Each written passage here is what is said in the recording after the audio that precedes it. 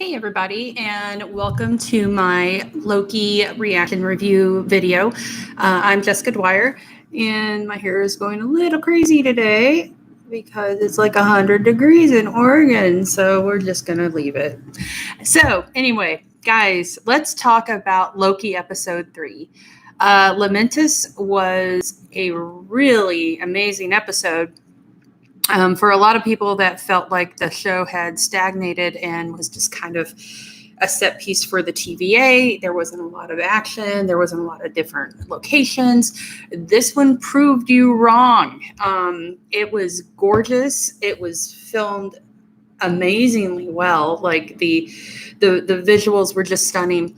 The revelations were even more stunning. I know everyone's talking about, oh, he's bi. Well, we kind of all knew that. And if you know your Nordic mythology, you would also know that Loki got impregnated by a horse and had a horse with six legs, and he rode the horse, which was also his child.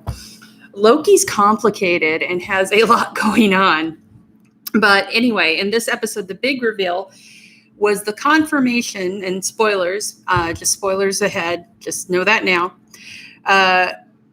The big reveal here is the fact that the TVA is actually not being manned by people who were created by the TVA. They are variants, all of them.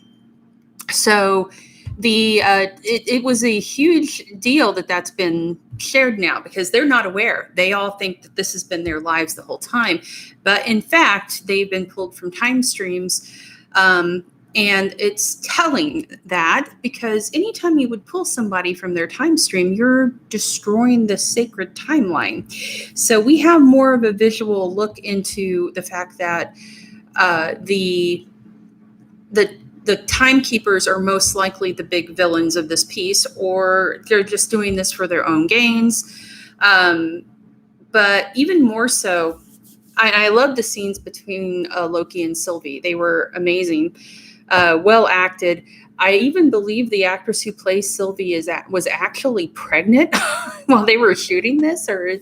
So kudos to her. The part that I picked up on and I'm curious about, and because I'd already had a theory, I'd been talking about it on my website, fangirlmag.com, which is that the reason Mobius is so kind and supportive to Loki is the fact that he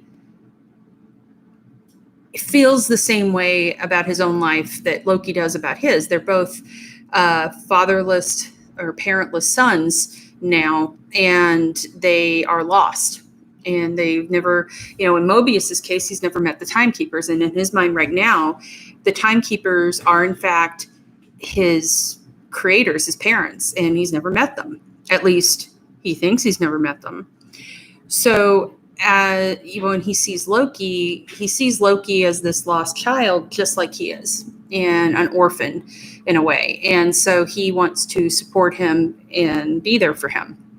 Well, now you've got this postman that Sylvie talks about, that is her go-to in her relationship that she's had for all of this time. She's been doing this war against the timekeepers. So my curiosity is in fact Mobius, this postman that she has had this relationship with throughout these times. And that's part of the reason why he, for whatever reason, feels this way, this kinship to Loki, is because of Sylvie. Now, I still have a mind that Sylvie isn't actually a Loki variant. I think Sylvie is in fact Enchantress. And they kind of brought that even more to my mind with this episode. And just with the fact that she calls herself Sylvie, just to the fact that, she's kind of in awe of Loki's powers, which if you've read the comics, you know that the Enchantress was actually created by Lady Loki for no other reason than they never really give a reason for why, but she's imbued with magical powers after being a normal human girl. and is made to think she's Asgardian, and she's not. So it turns into this, she becomes angry. She becomes, but she does become part of the MCU. She's actually a hero for a while. And so it's an interesting story now, because I'm curious where this is going to go. I still am of a mind, as I said, that she is not a Loki variant. I am now curious to see if, in fact, she and Mobius have a history, and I think they're going to play up that. We've only got 3 episodes left of this show, which really sucks. We're at the halfway point already. So we, they're going to have to ramp it up again. Like, they've been ramping pretty much steadily since episode 1 now. 2, we broke the timeline. 3, now they're trapped on this planet that's about to explode. I also like the name of the planet, Lamentis. There's a lot of story within that name. Lament means to mourn the loss of, and here you have the entire loss of a planet. You've got the entire loss suffered by Loki with his family. They talk about his mother, and it's interesting that Sylvie can't remember her mother. Again, another nod to, I think, that she is not actually a Loki variant, but we'll see. Also, if you kind of get technical, Loki's kind of her mother, at least in comics. But within the show, that setting and that name is really perfect with the loss that's been suffered by both of these characters now, and also the fact that this entire planet is going to die. Like, everyone on that planet is going to die. That's what's going to happen. And I love the look of it. I love the design of it. Just the colors that were used. Also, just as an aside here, I think Loki is playing her for a fool. Loki, I think, still has a working pad, the time pad device. And I think he faked that one being broken because he's trying to get more information. He wants to know what's going on here. And the fact that he broke into song, which was an amazing scene, and also just acted drunk, tells me that Loki may be devil may care, but he wouldn't be that stupid. I think he's playing dumb to make her think he's an idiot. He's doing that, I think, to everybody. I think he's trying to, because we know he's smart. We know he's a feisty little shit. And he knows his stuff. He knows how to connive. He knows how to disarm. And I think that's what's going to happen here. I think we're going to find that out.